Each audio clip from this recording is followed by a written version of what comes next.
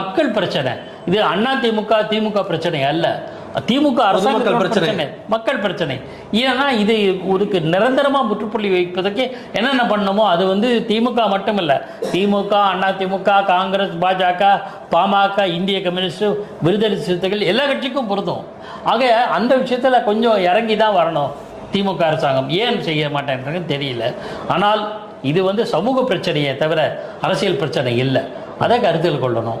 அந்த விஷயத்தில் எதிர்கட்சிகள் விஷயத்தை இன்னமும் எதிர்கட்சிகள் பேச விடாமல் வெளியே அனுப்புவது இருந்தெல்லாம் எந்த அளவுக்கு சரி. கடந்த காலம் நடந்த சம்பவங்களுக்கு அன்றன்ற பொறுப்பில் இருந்த கட்சிகள் இதே நிலைப்பாட்டை தானே எடுத்தாங்க.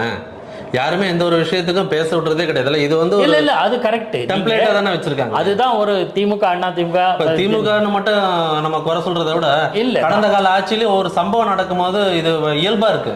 இல்ல எல்லா கட்சிகளும் இப்படிதான் பண்றாங்க. நம்ம அந்த பிரச்சனைக்கு போல அது அரசு